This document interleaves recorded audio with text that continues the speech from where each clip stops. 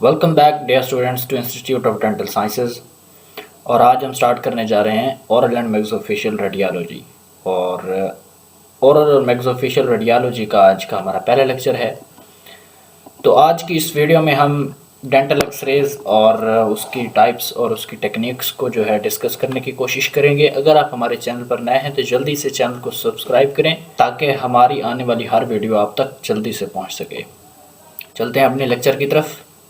Fundamentals of dental radiographs. इसमें हमारे पास सबसे पहले इंट्रोडक्शन आता है और इंट्रोडक्शन में हमारे पास जो है 3 टर्म्स इस्तेमाल की गई हैं यहाँ पर। और इसमें जो ये है कि सबसे पहले जो है रेडियोग्राफ का कहा गया है कि रेडियोग्राफ क्या चीज़ है। रेडियोग्राफ बेसिकली जो है record of an image produced by the transmission of X rays through an object. किसी भी ऑब्जेक्ट के थ्रू एक्सरेज की मदद से जो हम इमेज रिकॉर्ड करते हैं उसको क्या कहा जाता है, रेडियोग्राफ कहा जाता है। ठीक है।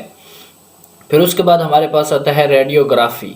तो रेडियोग्राफी क्या है, सादा ज़ुबान में अगर हम इसको डिस्कस करें तो उसका मतलब ये है कि ऐसी टेक्निक जो रेडियोग्राफ लेने में या रेडियोग्राफिक इमेज लेने में इस्तेमाल की जाती है उसको रेडियोग्राफी कहा जाता है। ठीक है।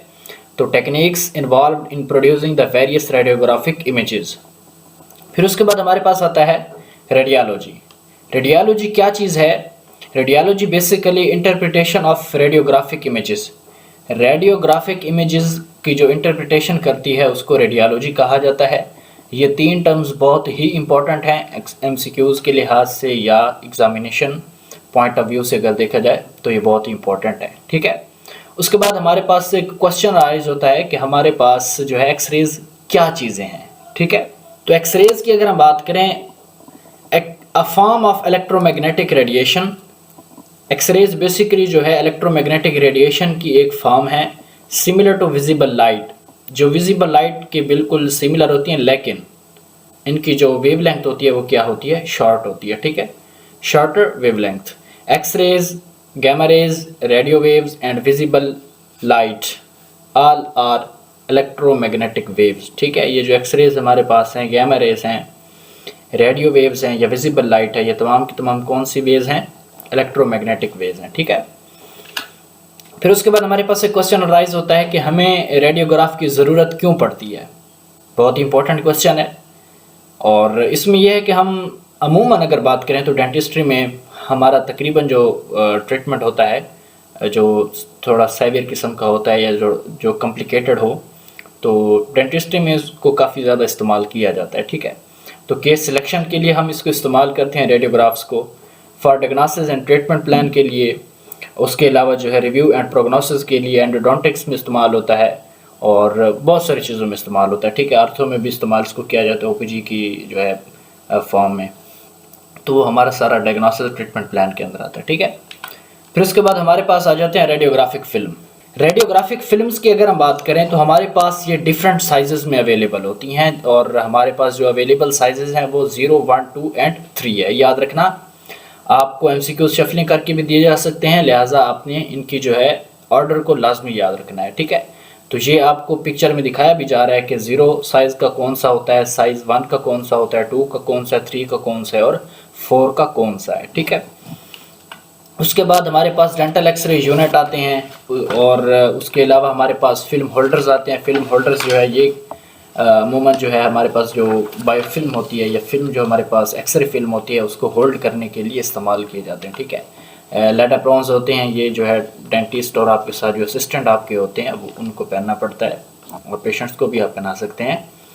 तो इसमें जो है रेडिएशन से जो है बचने के लिए ये पहनाया जाता है। ठीक है। ये हमारे पास एक्सरे व्यूवर है। एक्सरे व्यूवर यानी कि जिससे हम जो है वो हमारे पास स्क्रीन होती है एक स्पेशल, जिसमें हम अपनी रेडियोग्राफ को जो है देख सकते हैं। उसका जो है हमारे पास जो रिज़ल्ट होता है वो हम उसको शो कर सकते हैं।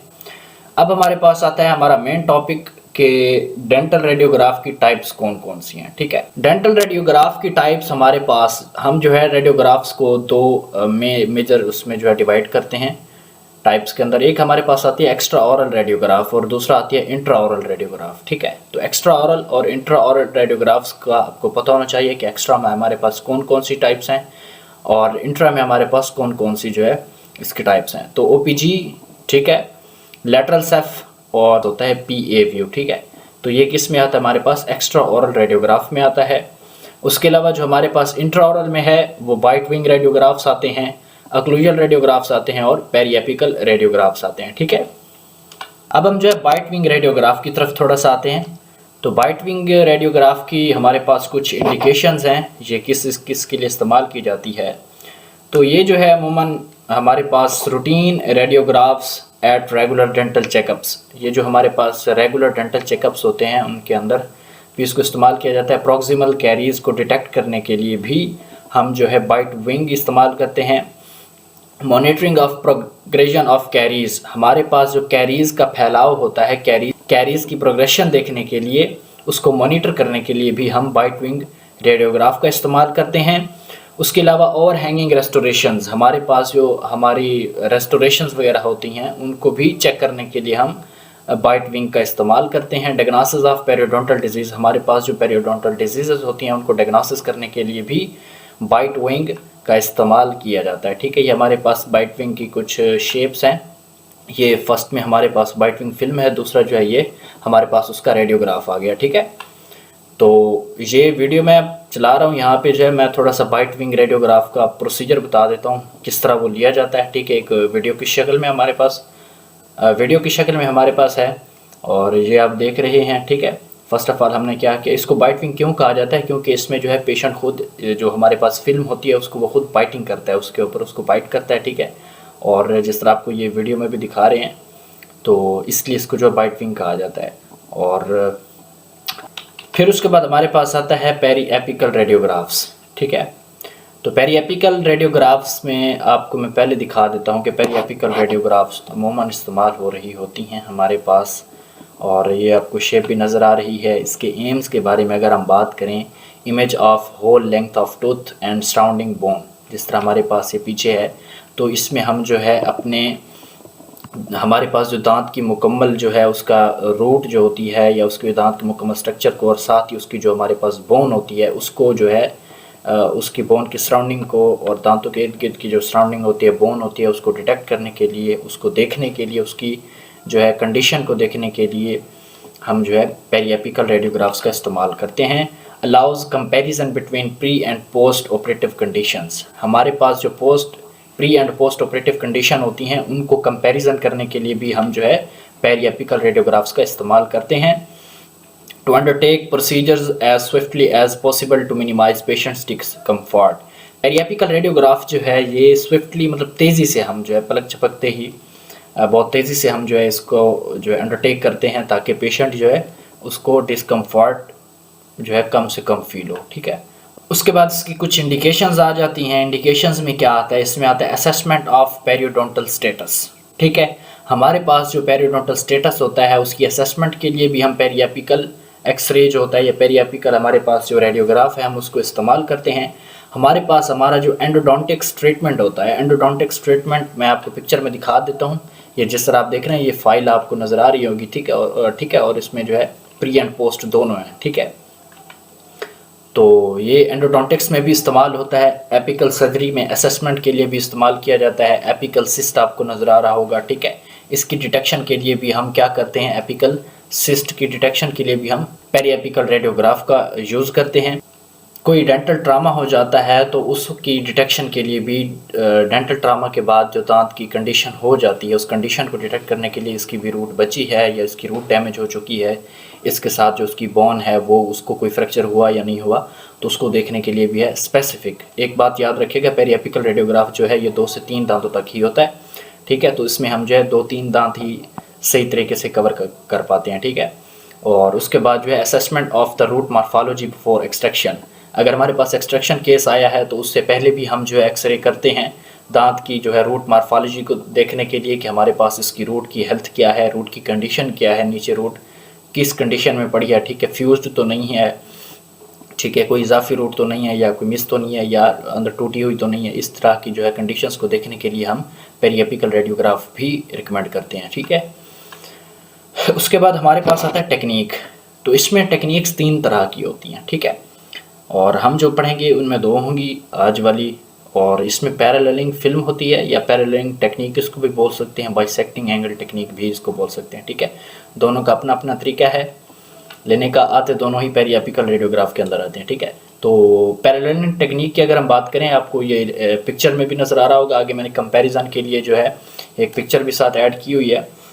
इसमें क्या होगा, इस film should be placed in the mouth parallel to the long axis of the tooth being examined. हमने जिस दांत को एग्जामिन करना है, फिल्म उस दांत के पैरेलल रखेंगे, ठीक है। और आगे क्या होगा कि central ray of X ray beam is directed perpendicular to the film. जो हमारे पास एक्सरे का सेंट्रल रे होगा, ठीक है, तो उसको किसके परपेंडिकुलर रखा जाएगा, जो हमारे पास फिल्म होगी उस फिल्म के परपेंडिकुलर रखा जाएगा, and long axis of the tooth, और जो दांत का हमारे पास लॉन्ग एक्सेस होता है उसके अगेन रखा जाएगा, ठीक है। तो ये आपको जिस तरह पिक्चर में भी नज़र आ रहा है, a film holder must be used to keep the film parallel to the tooth. दांत के जो है फिल्म को पैरेलल रखने के लिए दांत के साथ जो है एक फिल्म होल्डर का भी इस्तेमाल किया जाता है, और इसमें यह होता है कि हमारे पास असेसमेंट मिल जाती है, ठीक है, हमें हेल्प मिल जाती है। उसके बाद हमारे पास आता है इसका एडवांटेजेस क्या हैं, ठीक है। एक्यूरेसी, ठीक है, image produced has dimensional accuracy and free of distortion.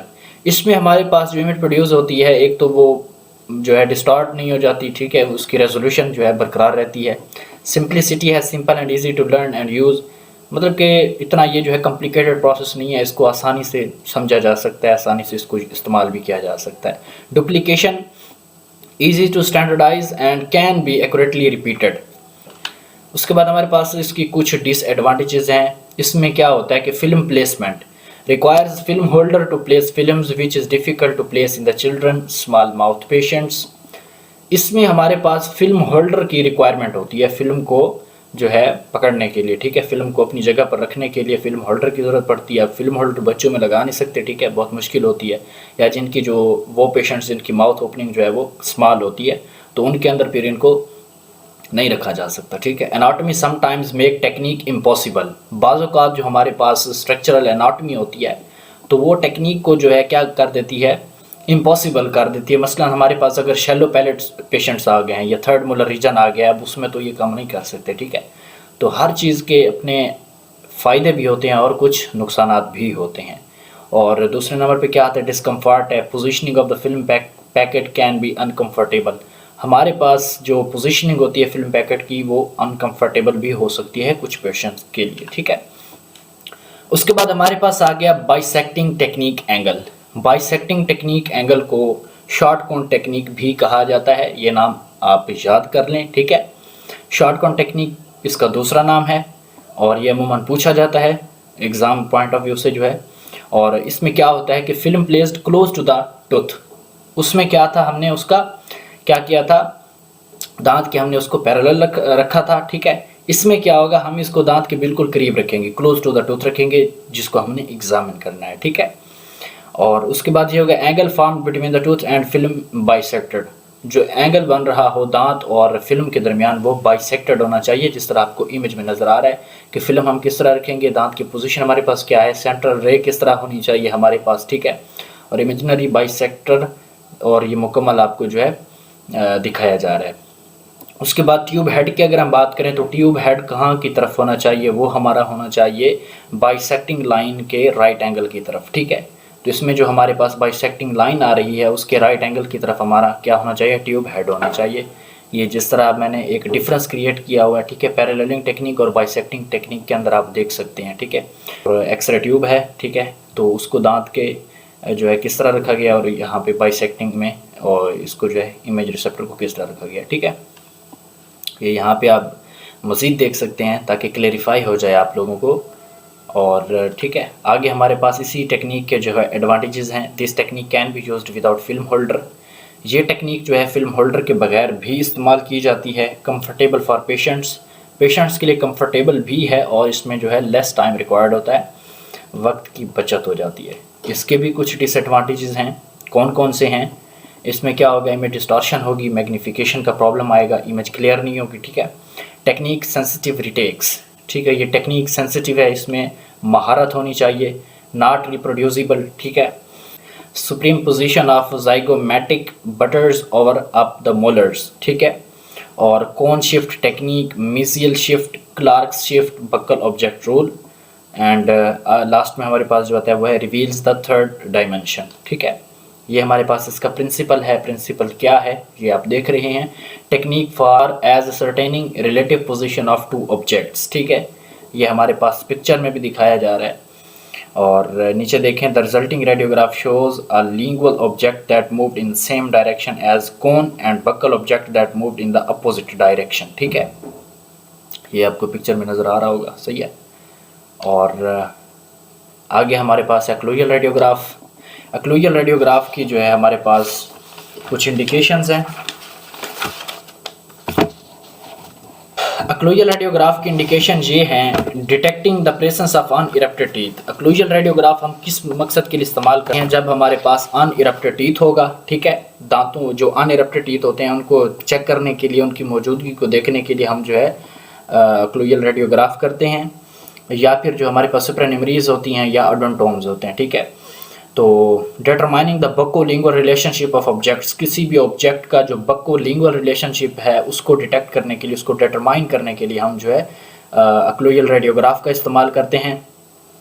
Evaluation of the size and extent of the lesion such as cyst और ट्यूमर, हमारे पास सिस्ट या जो ट्यूमर्स होते हैं उनकी जांच पड़ताल करने के लिए, उनका साइज़ और उनका फैलाव कितना है उसको देखने के लिए हम जो है एक्लूजल रेडियोग्राफ का इस्तेमाल करते हैं। Assessment of fractures of the जा। ठीक है, और हमारे पास जो जा के अंदर किसी किस्म का कोई फ्रैक्चर आ जाता है तो उस फ्रैक्चर को डिटेक्ट करने के लिए भी हम क्या करते हैं, एक्लूजल रेडियोग्राफ का इस्तेमाल करते हैं, जिस तरह ये आपको नज़र आ रहा है। ठीक है, हम अपनी एक्लूजल सरफेस के थ्रू जो है इसका रेडियोग्राफ करते हैं। तो ये था हमारा आज का टॉपिक, और इंशाल्लाह जो नेक्स्ट हमारा लेक्चर होगा वो होगा ओपीजी पर। ठीक है, और इसको जो है मुकम्मल डिटेल से पढ़ेंगे। तब तक के लिए अल्लाह हाफिज़।